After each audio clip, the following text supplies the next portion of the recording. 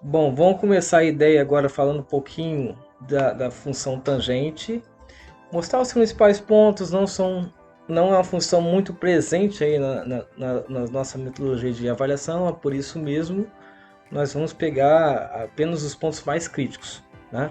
Então vamos trabalhar um pouquinho das assíntonas, falar um pouco do que é uma assíntona, né? O que significa isso, e falar um pouco do domínio e a imagem dessa função e mostrar que alguns pontos são interessantes para a gente trabalhar, ok?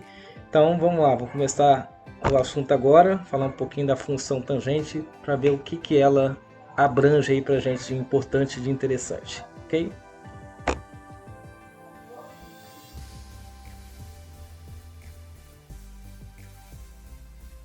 Um pouquinho da função tangente, falar bem breve mesmo, porque é uma questão, ela é pouco cobrada, né? A gente não vai aprofundar muito não. A ideia da função tangente é mais para nível de conhecimento mesmo e de abordagem. O que a gente utiliza muito da tangente é no triângulo retângulo, né? É quando você tem de 0 a 90 graus. E aí a utilização no triângulo retângulo, lá você tem a razão lá, né? Cateto oposto sobre cateto adjacente, que define a função tangente, a tangente na verdade, né? E nesse caso aqui a gente está definindo a função tangente no ciclo trigonométrico. A única coisa que a gente precisa entender é que sempre nesse ponto onde a gente tem 90 graus, né, o chamado π sobre 2, ou nesse ponto em onde nós temos 270 graus, ou equivalente a 3π sobre 2.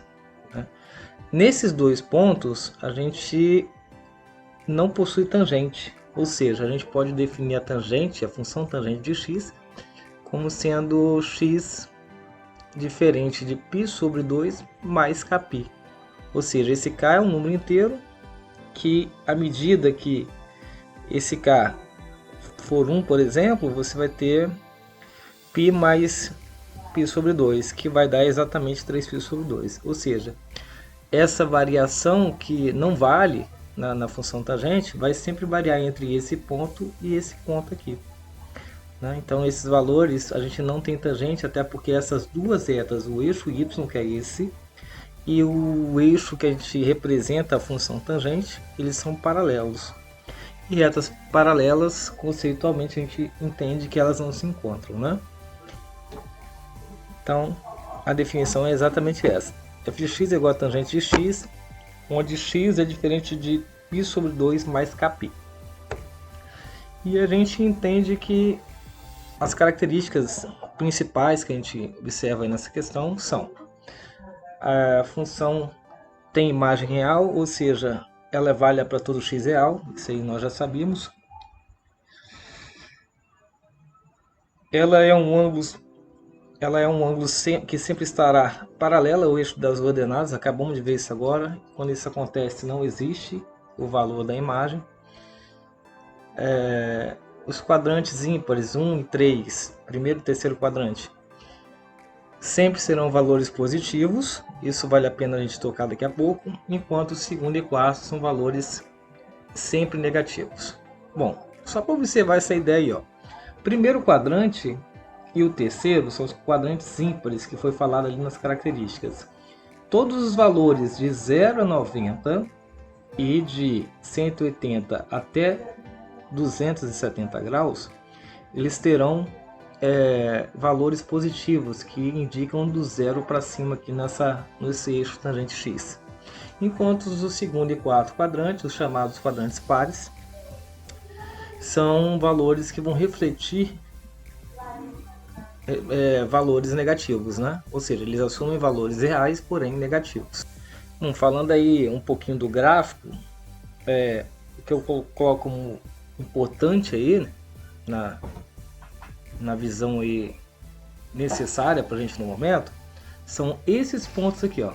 π sobre 2, 3π sobre 2, 5π sobre 2 e assim vai, menos π sobre 2.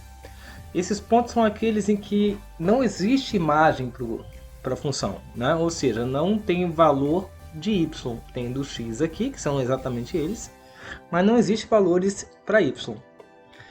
E isso sugere porque, por definição, a função tangente ela não assume valores para π sobre 2 mais kπ, por definição, né?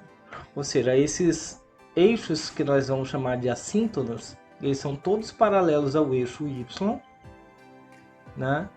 E esses valores da função vão ficar bem próximos a esses eixos, porém nunca vão tocar nesses eixos, né?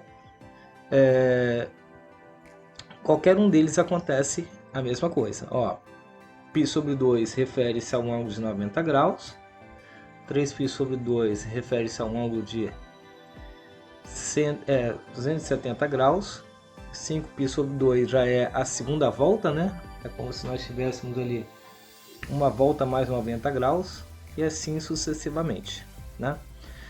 Então, o mais importante, falando do gráfico, são essas ideias aí, né? E lembrando que, ó, π sobre 6 é quando você tem 180 dividido por 6, você tem um ângulo de 30 graus que equivale a raiz de 3 sobre 3.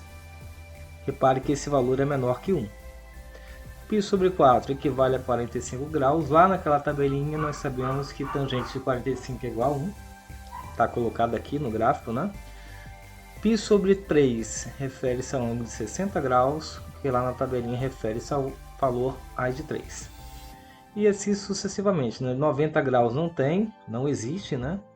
E aí, dando continuação aí a função, você assume agora valores negativos aqui, ó. Aí, invadindo a ideia aqui no segundo quadrante, né? 2π sobre 3, a gente obtém um valor igual a menos raiz de 3.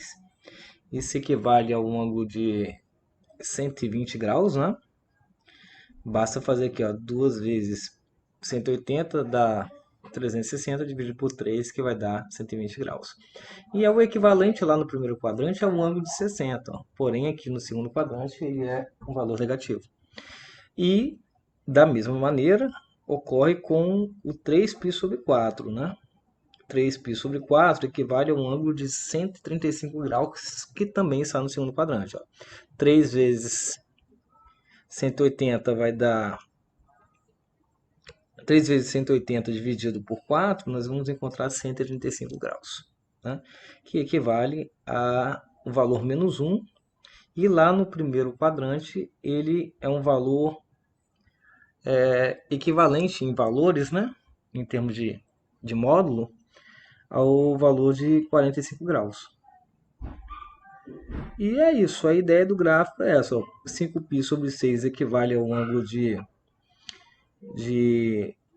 150 graus, que lá no primeiro quadrante equivale a esse mesmo valor de 30, né?